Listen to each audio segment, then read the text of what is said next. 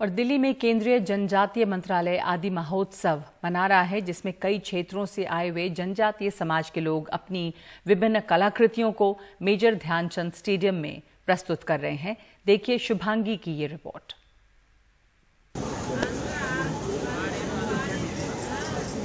जनजातीय समाज की संस्कृति की झलक कुछ इसी तरह दिल्ली में एक अद्भुत रंगीन उड़ान भरती हुई दिखी। देखने में भले यह सरल लगे, लेकिन इन्हें बनाना बिल्कुल आसान नहीं। बिना बुनियादी सुविधाओं के जनजातीय समाज ने कई महीनों की मशक्कत के बाद ये सामान तैयार किया है। ज्यादातर काम प्राकृतिक रंगों और हाथ से होता है, मगर यह सिर्फ सजावट की चीजें नहीं हैं। यह इनके समाज की परंपरा है। मगर आज के बदलते दौर में बाजार के तकाजों के साथ यह परंपरा कहीं खोती जा रही है। ये एलिफेंट डाल दिया ना, ये फ्लावर डाल दिया ना, ये सीजर डाल दिया ना, ये अंडा है बोला है वो लोग।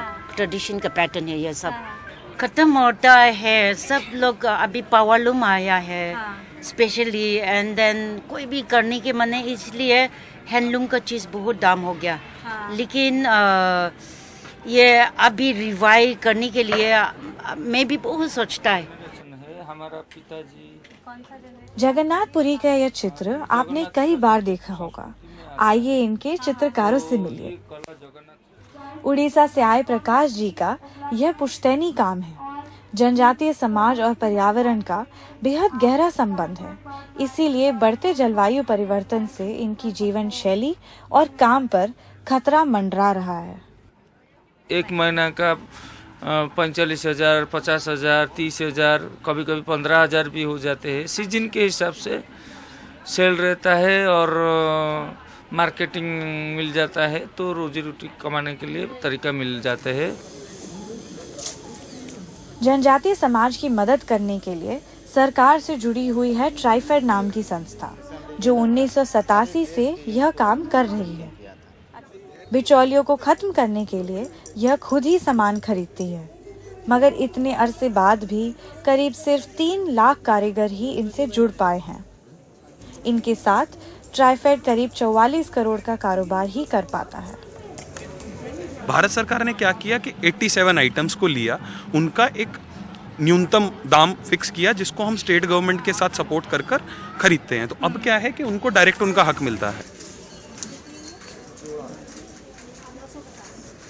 प्रधानमंत्री का कहना है कि भारत एक राष्ट्र ही नहीं, वह एक विचार और संस्कृति भी है।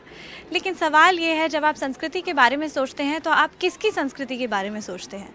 क्योंकि भारत जैसा देश जो आज संस्कृति को अपनी पहचान बताता है, वह विभिन्नता से आज उतना ही दूर भागता है और उतना ही डरता है। तो आप भी आइए आदि महोत्सव में और जनजातीय संस्कृति के बारे में थोड़ा समझिए और जनजातीय संस्कृति को उसकी इज्जत और उसकी हक की जगह भी दीजिए। मैं हूँ शुभांगी डेढ़गवे, कैमरा पर्सन मोहम्मद मुरसलीन के साथ NDTV इंडिया के लिए।